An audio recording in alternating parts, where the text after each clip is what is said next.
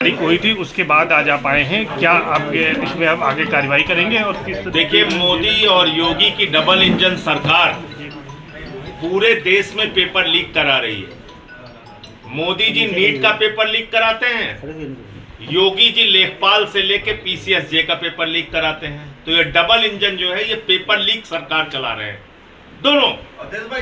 और paper leak कराना अपराध नहीं है। लोग आत्महत्या कर रहे हैं, उसमें किसी का दोष नहीं है। नौजवान मर रहा है, उसके लिए किसी की जवाबदेही नहीं है।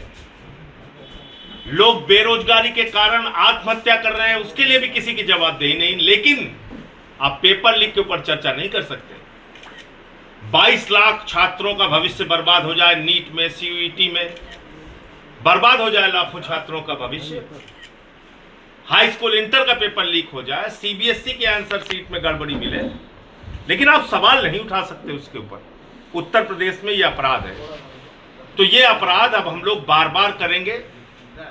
आज तमाम वरिष्ठ छात्र नेता जो अपने जमाने के रहे हैं, अनुग्रह भाई, के राय भाई, लोगों से भी चर्चा हुई और आगे का हम लोग एक विस्तार से प्लान बना रहे हैं। पूरे यूपी में ये पेपर लीक के खिलाफ अभियान चलाएंगे, छात्रों के बीच में जाएंगे हम लोग, ये तय किया है। और कार्यक्रम भी हम लोग जल्दी घोषित करेंगे। जहां तक आशुतोष पांडे और पंकज पांडे का सवाल है, 2 छात्र नेताओं को गिरफ्तार किया गया है। वो तानाशाही और हिटलरशाही है। उसके खिलाफ हाई कोर्ट में हैबियस कॉर्पस की एक याचिका दाखिल की गई है। उस पर न्यायालय के आदेश की प्रतीक्षा रहेगी। लेकिन उत्तर प्रदेश की सरकार को और यहाँ के प्रशासन को जिस तरह से हाई कोर्ट लताड़ रहा है, रोज फटकार लगा रहा है, यह अपने आप में साबित करता है कि यहाँ की नियम, कानून, कायदा कुछ भी मानने के लिए, संविधान मानने के लिए ये लोग तैयार नहीं है। मनमाने ढंग से काम करते हैं। उन दोनों की परीक्षा थी, टीजीटी की परीक्षा। 5 साल के बाद उनको मौका मिला था, लेकिन वो भी उनको परीक्षा नहीं देने दिया गया। ये किस प्रकार का अन्याय कर रहे हैं योगी जी और उनका प्रशासन?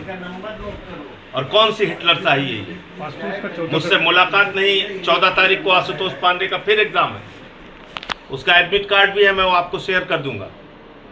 यह अजीब तानाशाही चल रही है यहाँ पे। तो इसलिए ये अब सिलसिला रुकने वाला नहीं है। और छात्र आंदोलन और लोगों की जो लड़ाई है, उसको हम लोग आगे बढ़ाएंगे। आपके साथ जो वहाँ रोका गया था बातचीत करते हुए, उसको लेकर हमने प्रिविलेज कमेटी के सामने नोटिस दिया है।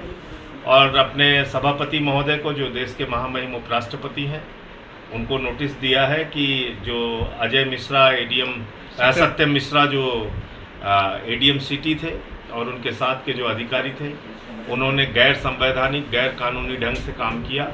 एक सांसद के तौर पे ये मेरी जिम्मेदारी है कि मैं लोगों की शिकायतें सुनूं।